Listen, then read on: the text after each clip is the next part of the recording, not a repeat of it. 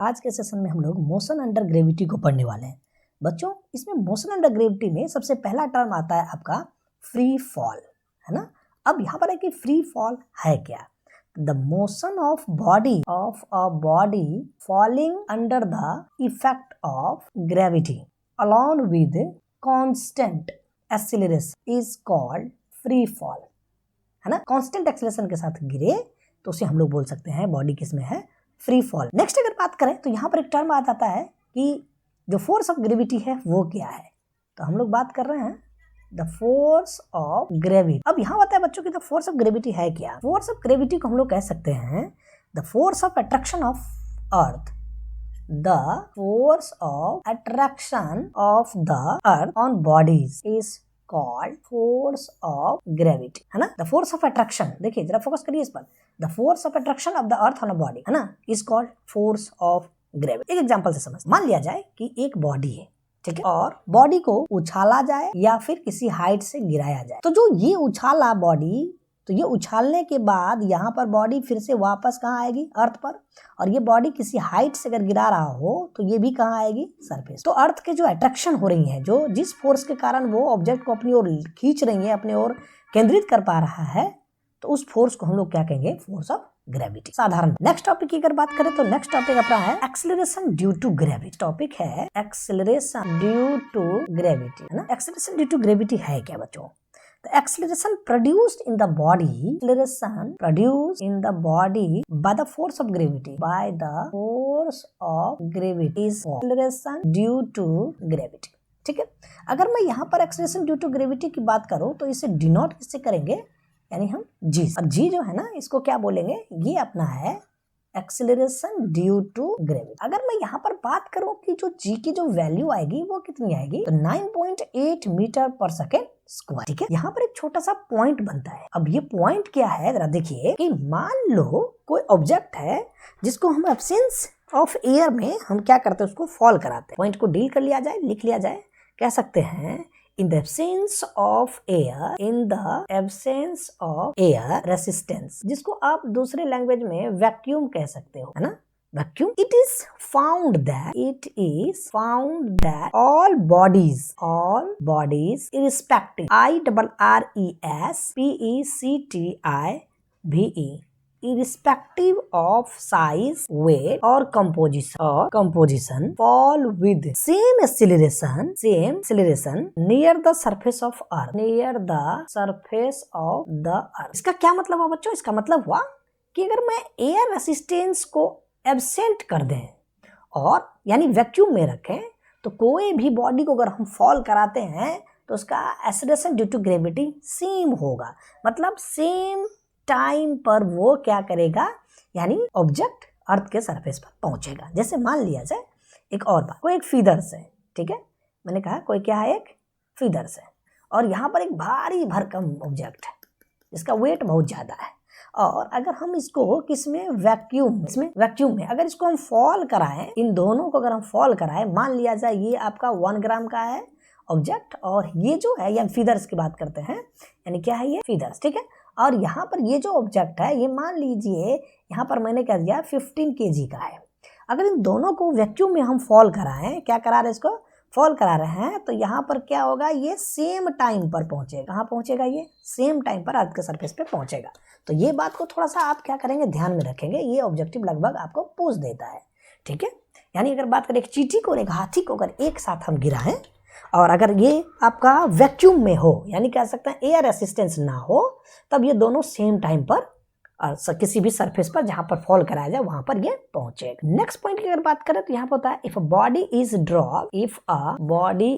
Drop from some height, यहाँ पर क्या बनेगा, इनिशियल वेलोसिटी जो होगा, इनिशियल वेलोसिटी वो क्या हो जाएगा, यानी 0 हो जाएगा। दैट इज कह सकते हैं यहाँ से u इक्वल्स टू बनेगा। मान लेते हैं कि यहाँ पर एक छोटी सी बात ऐसे करेंगे, एक कोई हाइट है और इस हाइट से हम क्या करते हैं, ऑब्जेक्ट को फॉल करा देते हैं, ठीक है।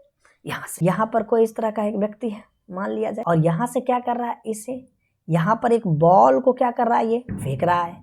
अब जैसे ये बॉल को यहाँ से गिराएगा, अगर मैं यहाँ से बात करूं ये वाली बातें, और अगर हम इस बात की बात कर ले, यानी ये हाइट की बात करें, तो ये कितना बन जाएगा, यानी ये आपका बन जा रहा है h कितना बन रहा है, इसका हाइट जो बनेगा ये क्या बन जाएगा h। ठीक है, अब यहां से ये बॉडी जब गिराएगा, बॉडी का मास कितना है m, और ये बॉडी जैसे फॉल हो रहा है, इस सरफेस की बात अगर करें यहाँ पर, तो ये जो सरफेस पे फॉल होगा, इसका मतलब यहाँ पर क्या है कि जो ए है, जरा फोकस करिए, ए जो है ये किसके करीब होगा, प्लस जी के करीब, क्योंकि ये कहाँ हो रही है, डाउनवर्ड डायरेक्शन में।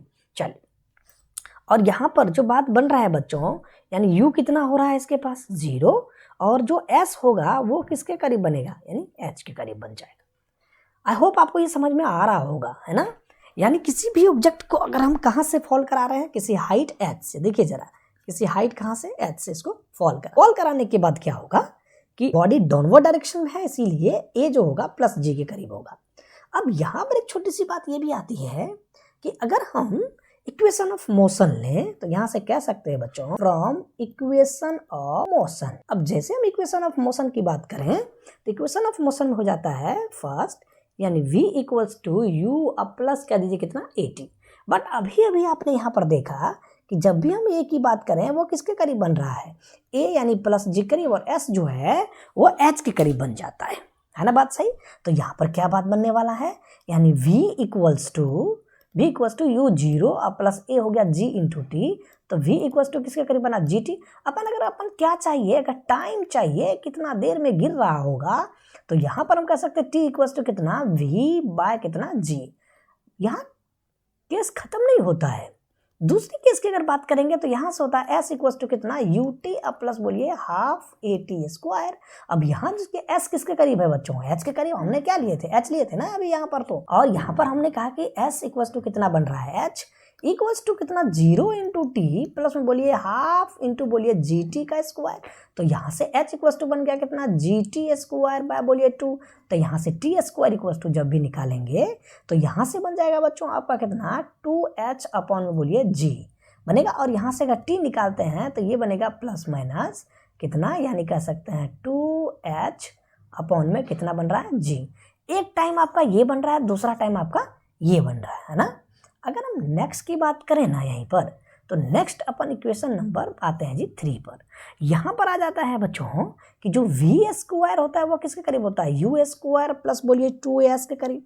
तो यहाँ पर v square equals to u यानी 0 का स्क्वायर प्लस 2a g के करीब और s h के करीब। तो यहाँ से बनता है v स्क्वायर बराबर कितना 2g इंटू बोलिए h, है ना। तो ये जो v है ये वही v है जिस वेलोसिटी से यहाँ पर देखिए u इक्वल्स टू कितना था 0, और यहाँ पर क्या था v, जिस वेलोसिटी से इस पार्टिकल को फॉल कराया जा रहा था, वही बात यहाँ पर। तो यहाँ पर जो वेलोसिटी हो रही है यानी v इक्वल्स टू क्या बनेगा प्लस माइनस √2gh बनेगा।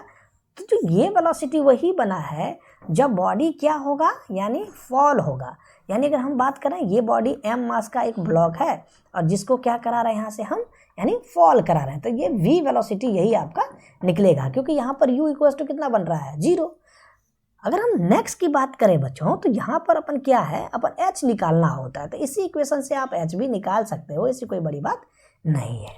अब अगर हम इस इक्वेशन से हम h अगर निकालें तो क्या बात बनने वाला है h, देखिए तो अगर हम इस इक्वेशन से h निकालते हैं तो यहाँ पर आता है कि हाइट कितना होगा, हाइट को मैंने h कह दिया, तो h किसके करीब बनेगा v स्क्वायर अपॉन में बोलिए कितना 2g, v स्क्वायर अपॉन में कितना बन रहा है, यानी कह सकते हैं 2g।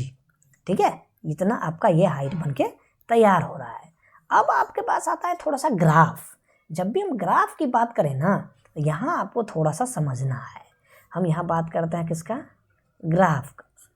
तो ग्राफ अगर हम करें मोशन अंडर ग्रेविटी में, जब ऑब्जेक्ट को क्या करा रहे हैं, ऑब्जेक्ट को कहाँ से, यानी बात कर रहे हैं फॉल करा रहे हैं, कहाँ से, यानी किसी हाइट h से। इस कंडीशंस में जो ग्राफ बनेगा बच्चों वो क्या बन जाएगा, तो उसको थोड़ा सा देखना है। पहला फर्स्ट आता है कि डिस्टेंस वर्सेज, या आप डिस्प्लेसमेंट कह दीजिए, यानी कह दीजिए डिस्प्लेसमेंट वर्सेज टाइम का ग्राफ। ठीक है, अब डिस्प्लेसमेंट वर्सेज टाइम की जब भी ग्राफ की बात करें तो यहाँ पर आप ले लीजिए क्या, यानी डिस्प्लेसमेंट यानी s, और टाइम की बात कर रहे हैं हम लोग t। तो यहाँ पर आप क्या करिए, छोटा सा हल्का सा इसे यानी ये टेंजेंट को ड्रॉ कर दीजिए। ठीक है, अगर हम फिर यहीं पर एक और ग्राफ की बात अगर करें, ये जो आपसे ओरिजिन से कहाँ जाएगा एकदम स्ट्रेट, तो यूनिफॉर्म की बात करेंगे। अगर हम यहाँ पर हम थीटा लगा दें तो ये आपका क्या बन रहा है, यानी कह सकते हैं इसको स्लोप, क्या बोलेंगे स्लोप, और जब भी बात करते हैं स्लोप का तो स्लोप किसके करीब बनेगा, यानी tan थीटा, और tan थीटा किसके करीब बन जाएगा, ये जी के करीब बनेगा। थर्ड ग्राफ में जैसे एक्सेलरेशन और आपके टाइम के बीच का ग्राफ है, ये आपका ये क्या बनेगा, यानी जी, एकदम एक्सेलरेशन ड्यू टू ग्रेविटी। तो ये आई होप ये तीनों ग्राफ आपको समझ में आ गया होगा। इस ग्राफ को ध्यान रखना है क्योंकि एग्जाम में ये ग्राफ ऑलमोस्ट पूछे जाते हैं। तो आज हम लोग बात कर रहे थे मोशन अंडर ग्रेविटी का, और मोशन अंडर ग्रेविटी में हम लोग बात किए free fall, force of gravity, acceleration due to gravity, और अगर किसी बॉडी को किसी हाइट से अगर हम फॉल करा दें तब की बात। आई होप आपको आज का ये लेक्चर आपको समझ में आया होगा। आपसे एक बार फिर मुलाकात होगी एक नए वीडियो के साथ, तब तक के लिए बाय एंड टेक केयर।